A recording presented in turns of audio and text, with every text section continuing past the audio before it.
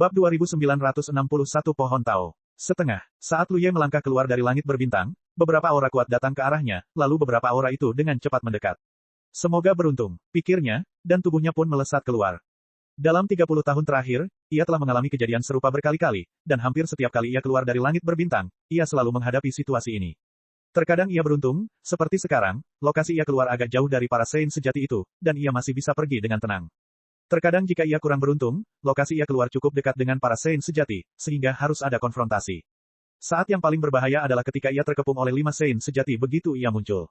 Jika ia tidak bersembunyi di dalam tandu hantu saat itu, ia mungkin akan langsung terkepung dan terbunuh. Meski begitu, banyak serangan juga menembus tandu hantu dan melukainya dengan serius. Lagi pula, tandu hantu bukanlah harta karun pertahanan, dan daya lindungnya sendiri terbatas. Kali ini, keberuntungan memang sedang baik. Letaknya tidak jauh atau dekat dengan lokasi beberapa orang suci sejati, yang cukup bagi Lu Ye untuk menggunakannya dengan tenang. Lu Ye melesat maju, dan kelima orang suci sejati itu saling mengejar dengan enggan. Sesaat kemudian, ia tiba-tiba mengangkat tangannya dan menekannya ke dalam kehampaan. Ketika portal dunia batin terbuka, 4 sosok keluar satu demi satu. Sesuai rencana, teriak Lu Ye pelan dan berbalik untuk menyambut 5 orang suci yang mengejarnya. Jarak di antara mereka dengan cepat menyempit, dan kelima orang suci sejati itu masing-masing mengerahkan kekuatan mereka, berniat untuk bertindak. Pedang panjang di tangan Lu Ye bergetar hebat. Di dalam kehampaan, ketika pedang itu meraung, sebuah pohon emas tiba-tiba muncul dari udara tipis di belakangnya. Pohon bakat, atau pohon Tao. Setelah 30 tahun menjelajahi langit berbintang, harta karun yang dapat dikumpulkan di langit berbintang, kecuali orang yang memiliki kebijaksanaan yang dilepaskan oleh Lu Ye, semuanya ditelan oleh pohon bakat. Setelah pedang Fang mencapai batasnya, Lu Ye tidak punya permintaan lain selain memelihara lonceng penekan jiwa untuk menyongsong masa depan. Oleh karena itu, selama 30 tahun ini, sebagian besar harta yang ditelan berubah menjadi pohon buah harta dan bergantung pada pohon bakat. Akibatnya, pohon bakat telah mengalami perubahan yang luar biasa. Kini, warisan yang diperoleh sejak bayi akhirnya dapat dipanggil dan menampakkan sosok magis. Inilah pertama kalinya pohon bakat terungkap ke dunia luar. Dulu, selain Lu Ye, hanya Jin Yao dan Liao yang bisa melihatnya. Keterkejutan yang ditimbulkannya tak terkira. Baik Yang King maupun guru generasi ke-7 tahu bahwa Lu Ye adalah keturunan pohon Tao, dan warisan ini dikirim ke langit berbintang oleh Yang King sendiri, tetapi ia tak pernah menyangka bahwa pohon Tao yang ia besarkan begitu megah. Melihat sekeliling, pohon menjulang tinggi di belakang Lu Ye bersinar terang, dan tampak menyala dengan pola yang menyala-nyala di setiap daunnya. Ada juga buah-buahan aneh yang tergantung di pohon itu. Jika dihitung secara kasar, jumlahnya mencapai ratusan. Setiap buah dipenuhi dengan napas harta karun. Yang King bahkan mengenali beberapa harta karun yang pernah ia kenali. Dalam linglung, leluhur generasi kedua dari klan naga ini akhirnya tahu di mana Lu Ye selama ini sendirian menghadapi pengejaran 5 orang suci sejati. Pada saat ini, Lu Ye bergegas pergi, dan pohon Tao tergantung di belakangnya, dan tiba-tiba mempersempit jarak dengan 5 orang suci sejati musuh. 5 orang suci tidak memiliki kebijaksanaan, tetapi abis yang menjaga mereka pasti memperhatikan medan perang di sini. Ketika mereka melihat pohon Tao yang menampakkan jejaknya melalui penglihatan 5 orang suci, abis tiba-tiba merasa sangat buruk. Namun, sekarang anak panah itu harus ditembakkan ke tali busur. Lu Ye telah menunggu hari ini selama 30 tahun. Saat ini, bahkan jika Yuan mengendalikan 5 orang suci, Lu Ye tidak akan setuju. Pertempuran besar sangat penting. 5 orang suci masing-masing mengambil tindakan, dan serangan sengit menyapu ke arah Lu Ye. Yang King, yang berada dekat di belakang Lu Ye, tampak tegas. Dia tidak takut dengan serangan seperti itu di puncaknya. Namun, tubuhnya sekarang telah dikenai sanksi lagi, dan sulit untuk memobilisasi kekuatan eksternal, dan kekuatannya sangat berkurang. Saya pikir bahkan tubuh klan naga tidak akan mampu bertahan sejenak di bawah serangan gabungan seperti itu. Dia seperti ini, belum lagi master generasi ke-7, si Seng Ya dan Xing Su. Di antara mereka, master generasi ke-7 adalah yang terkuat, tetapi dia tidak memiliki kepercayaan diri untuk bertahan dari serangan seperti itu. Lu Ye cemas dan mengayunkan pedang panjang di tangannya dengan lembut. Saat itu, alam semesta berubah dengan mudah, seolah-olah angin bertiup, dan pohon Tao yang tergantung di belakang Lu Ye sedikit bergoyang. Kemudian, cahaya redup menyambar salah satu buah harta karun, berubah menjadi serangan dan melesat maju. Lu Ye mengayunkan pedangnya lagi, dan buah harta karun lainnya mekar dengan kekuatan. Pedang ketiga, buah harta karun ketiga, bersinar menembus cahaya redup. Hanya dalam sekejap, lebih dari 10 serangan dahsyat meledak dari pohon Tao di belakang Lu Ye. Tak hanya itu, Lu Ye terus mengayunkan pedangnya, dan serangan terus berlanjut ke pohon Tao. Napas dari banyak harta karun bercampur aduk saat ini, dan tampaknya berubah menjadi campuran. Begitu banyak kekuatan harta karun dilepaskan, masing-masing dengan kekuatan ilahi yang berbeda. 5 orang suci juga tertegun, atau jurang yang mengendalikan tubuh mereka pun tertegun. Sejak zaman kuno, tak seorang pun pernah melepaskan kekuatan harta karun dengan begitu cerobohnya. Belum lagi setengah orang suci Tao, ia seperti orang suci sejati. Jika disia-siakan seperti itu, akan sulit untuk bertahan bagi seluruh tubuh kekuatan Tao. Namun Lu Ye sama sekali tidak khawatir. Cadangan kekuatan Tao di pohon bakat sangat melimpah, untuk pertempuran hari ini. 5 orang suci yang berkumpul tidak berani berdiri tegak dan bubar dengan tergesa-gesa, masing-masing menahan serangan yang datang dari jauh, dan mereka pun berantakan sejenak. Kilatan cahaya melintas di mata Lu Ye, dan ia segera menyerbu ke arah salah satu sosok itu. 8 orang suci. Ia masih orang terkuat di pihaknya dan orang terlemah di pihak musuh. Hanya dengan cara inilah ia dapat mencapai hasil yang cepat. Cahaya keemasan bersinar, dan pohon bakat yang menyala tiba-tiba menghilang. Bukan karena Lu Ye kekurangan cadangan kekuatan Tao, tetapi karena pohon bakat dengan postur ini dipanggil, sehingga sedikit membebaninya. Akan baik-baik saja jika kekuatan buah harta karun tidak diaktifkan. Setelah diaktifkan, seluruh energi dan semangat Lu Ye dengan cepat terkuras.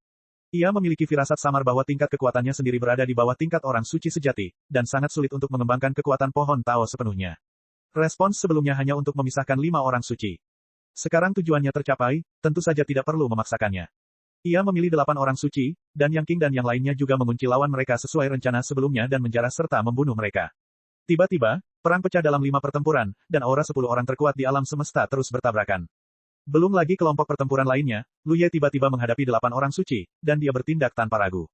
Tidak ada yang lain, aku sedang terburu-buru. Dia tidak terlalu khawatir tentang medan perang antara Yang King dan Master Generasi ke-7. Meskipun keduanya tidak terlalu kuat sekarang, mereka telah menjadi orang suci sejati selama bertahun-tahun dan dapat menghadapi lawan mereka masing-masing dalam waktu singkat. Namun si Sengya dan Xingzu tidak bisa setuju. Meskipun mereka telah menjadi orang suci sejati dan telah dilestarikan selama 100 tahun, mereka masih dikukuhkan oleh Yuan dan sulit untuk memobilisasi kekuatan eksternal. Sulit untuk mengatakan berapa lama mereka dapat bertahan di bawah lawan mereka berdasarkan latar belakang mereka sendiri. Begitu Lu Ye mencapai hasil ini, keduanya kalah di medan perang, yang pasti akan mengakibatkan konsekuensi yang sangat buruk. Bab 2961 Pohon Tao 2/2. Baseng tidak tahu dari ras mana dia berasal, dan Lu Ye merasa seperti ras iblis karena aura iblis di tubuhnya sangat kuat, tetapi sepertinya ada beberapa aura ras lain. Harta karun terbesar di tangannya adalah kapak yang sangat besar, yang bahkan bisa memotong kehampaan hanya dengan mengayunkannya. Lu Ye bertarung dengannya dengan pisau untuk beberapa trik, tetapi dengan latar belakangnya saat ini, dia tidak bisa mendapatkan banyak keuntungan. Tubuh Baseng sangat kuat, dan kekuatan kekerasannya sedikit lebih buruk daripada Lu Ye. Dia juga memiliki naluri yang cepat dan kuat. Dengan beberapa pukulan, Lu Ye tahu bahwa tidak mudah baginya untuk mengalahkan orang ini. Dalam sekejap, teknik lompatan Lu Ye digunakan, dan di bawah naungan cahaya pedang yang menyilaukan, kekuatan banyak buah harta karun mekar satu demi satu. Benar saja, efek penindasan tercapai. 8 orang suci itu sama sekali tidak memiliki kecerdasan. Kekuatan berbagai harta karun diaktifkan, yang membuatnya sangat sulit untuk dihadapi. Lu Ye diam-diam mengaktifkan kekuatan jarum tenun, mencoba melancarkan serangan diam-diam, tetapi sayangnya ia gagal. Namun, serangan itu tidak berbahaya. Saat pertempuran berlangsung, pada suatu saat, Lu Ye, yang tubuhnya tak menentu, tiba-tiba berhenti, mengangkat tangannya, dan meraih tempat di mana Sein ke-8 berada. Ia berbisik, "Tong." Di kehampaan, benang sutra transparan tiba-tiba muncul, seperti sutra laba-laba. Sutra laba-laba ini tampaknya selalu ada di kehampaan ini, dan sebelum Lu Ye mengaktifkannya, mereka sama sekali tidak terlihat. Belum lagi Sein ke-8 tidak dapat mendeteksinya, bahkan seorang kultivator dengan kecerdasan sejati pun tidak dapat mendeteksinya. Sutra laba-laba itu dipenuhi aura harta karun, jadi wajar saja jika mereka ada di sini. Harta karun itu diatur oleh Lu Ye. Ia menyapu jalannya dan mengaktifkan berbagai kekuatan harta karun untuk menutupi jejak petunjuk-petunjuk yang telah ia susun. Harta karun sutra laba-laba ini diperoleh Lu Ye secara kebetulan di langit berbintang ke-7. Harta karun itu tidak memiliki banyak kerusakan atau perlindungan, tetapi memiliki daya ikat yang sangat kuat. Dan sangat tersembunyi. Setelah Lu Ye menelannya dan menyadari kegunaannya yang luar biasa, ia tahu bahwa benda ini adalah alat yang ampuh untuk menghadapi orang-orang suci sejati. Sekarang setelah kita dalam masalah, kita memang telah merasakan efek yang ajaib. Baseng bahkan tidak menyadari keanehan itu sampai sekarang. Ia memegang kapak besar dan hendak menyerang Lu Ye, dan sutra laba-laba dari segala arah melilitnya. Operasi 8 orang suci yang agresif segera diblokir, dan kapak di tangannya dengan panik mengayunkan tubuhnya untuk melindunginya, berniat untuk memotong sutra laba-laba yang terjerat di sekitarnya. Namun, itu adalah harta karun yang paling. Kecuali kapak 8 orang suci memiliki ketajaman pedang bertaring, tidak mudah untuk memotongnya. Hanya dalam 2 napas, Baseng terbungkus banyak sutra laba-laba, dan ada kecenderungan untuk tidak dapat bergerak. Lebih banyak sutra laba-laba bergegas dari segala arah, langsung mengikatnya ke pangsit beras. Lu Ye datang ke busurnya dan tubuhnya menyapu melewati sisi Baseng, cahaya redup meledak. Darah berceceran, dan sejak konfrontasi, orang suci ke-8 akhirnya terluka. Namun, tubuh orang ini sangat kuat, dan pisau ini gagal membunuhnya di tempat. Tapi ini baru permulaan. Ketika Bakyu sedang menggeliat di dunia batin, orang-orang kuat seperti Sueju tahu betul sebuah kebenaran, untuk bersaing dengan Bakyu, seseorang tidak boleh terluka oleh senjatanya, jika tidak, situasinya hanya akan semakin buruk. Sekarang Lu Ye memegang pedang taring yang mewarisi kekuatan sekte, dan kekuatannya jauh lebih besar daripada Bakyu. Ketika Baseng terluka dan terikat di dinasti ini, bagaimana mungkin ada akhir yang baik? Bab 2962 menghadapi sumber bencana setengah. Cahaya pedang saling terhubung, dan darah berhamburan. Aura 8 orang suci terus melemah. Setelah 5 tarikan napas, Lu Ye tiba-tiba menyimpan pedangnya dan berbalik untuk menyapu ke arah medan perang tempat Master Generasi ke-7 berada. Medan perang Master Generasi ke-7 tidak jauh dari sisinya, dan buku ini juga berada di bawah rencananya. Dalam sekejap mata, ia membunuh Tuan Generasi ke-7, dan cahaya pedang menyapu, mengambil alih lawannya untuk Tuan Generasi ke-7 yang sedang berjuang untuk mendukungnya. Suara Phoenix terdengar, dan Master Generasi ke-7 yang didukung oleh Lu Ye sama sekali tidak ragu. Ia menyingkirkan lawannya dan bergegas menuju 8 orang suci yang masih terperangkap oleh harta sutra laba-laba. Api di sekelilingnya terbakar, dan kemudian seluruh orang berubah menjadi Phoenix yang terbakar. Sosok Phoenix yang besar menyelimuti 8 orang suci. Di bawah api sejati Phoenix, vitalitas yang kuat dengan cepat meleleh seperti lilin yang menyala. Ketika Master Generasi ke-7 mendapatkan kembali tubuh manusianya, aura 8 orang suci telah menghilang. Lu Ye, yang sedang bertarung melawan musuh yang kuat, merasa yakin, karena ia menyadari bahwa ada sumber kekuatan lain yang tak tertandingi di alam semesta ini. Ini tak diragukan lagi berarti bahwa 8 orang suci telah mati. Pada titik ini, 30 tahun kesabaran dan kerja keras akhirnya membuahkan hasil, dan pertempuran hari ini sebagian besar berhasil. Tepat ketika pikirannya berubah, para Master Generasi ke-7 membunuhnya lagi, dan keduanya bekerja sama. Dalam sekejap, mereka berada dalam posisi yang sulit melawan musuh. Lawan dari Master Generasi ke-7 kali ini adalah Wu Sheng. Awalnya, dia bukan lawan, jadi dia hanya bisa menahan diri. Ketika Lu Ye mengambil alih medan perang, jika dia bukan lawan, dia akan menjadi Wu Sheng. Kekuatan Lu Ye saat ini tidak kalah dengan puncak Yang King saat itu. Terlebih lagi, begitu pohon bakat keluar, kekuatan banyak harta karun menjadi sulit dipahami. Dapat dikatakan bahwa bahkan jika dia diminta untuk melawan Yang King, dia tidak akan dirugikan. Setelah pemimpin generasi ke-7 bergabung dengan kelompok pertempuran, bagaimana Wu Sheng bisa bertahan? Dalam waktu kurang dari 10 tarikan napas, Lu Ye memanfaatkan kesempatan untuk menebas Wu Sheng. Setelah satu serangan, pertarungan berikutnya menjadi mudah. Di bawah pengaruh kekuatan sekte, kekuatan Wu Sheng terus melemah, ia semakin terluka, dan akhirnya dikalahkan. Setelah Lu Ye dan pemimpin generasi ke-7 bekerja sama untuk menyelesaikan Wu Sheng, situasi di lapangan tiba-tiba menjadi jelas. Meskipun Si Shengya dan Xingzu berjuang untuk saling mendukung, Lu Ye dan Master Generasi ke-7 yang melarikan diri sudah buru-buru mendukungnya. Yang King mengabaikannya untuk sementara waktu. Meskipun situasinya juga sangat sulit, bagaimanapun juga, situasinya jauh lebih baik daripada Si Shengya dan Xingzu. Berkali-kali, para santo sejati berjatuhan satu demi satu, dan aura kuatnya terus menghilang. Dengan jatuhnya para santo sejati, sumber tak bertuan di alam semesta bertambah satu demi satu. Lu Ye merasakan perasaan siap untuk bergerak lagi. Setelah Si Shengya dan Xingzu memurnikan dua sumber tak bertuan itu, perasaan ini sebenarnya telah lama menghilang. Namun sekarang, ada lebih banyak sumber tak bertuan di alam semesta daripada sebelumnya, dan pikiran Lu Ye lebih dari sekali memikirkan untuk melahap dan memurnikan. Dan dia bisa yakin bahwa masalah ini mudah baginya, bahkan di ujung jarinya. Namun, dia mengingat nasihat Yang King dan berusaha keras untuk menekan keinginan itu. Terlebih lagi, pertempuran saat ini bukanlah waktu yang tepat baginya untuk memurnikan sumbernya. Tak butuh waktu lama, dan saat lawan Si Shengya dan Xingzu dikalahkan satu persatu, hanya Sheng yang melawan Yang King yang tersisa di medan perang. Lu Ye memimpin, diikuti 3 sosok di belakangnya. 2 Sein bertarung melawan 5 lawan 1. Bagaimana mungkin mereka menjadi lawan dalam situasi seperti ini?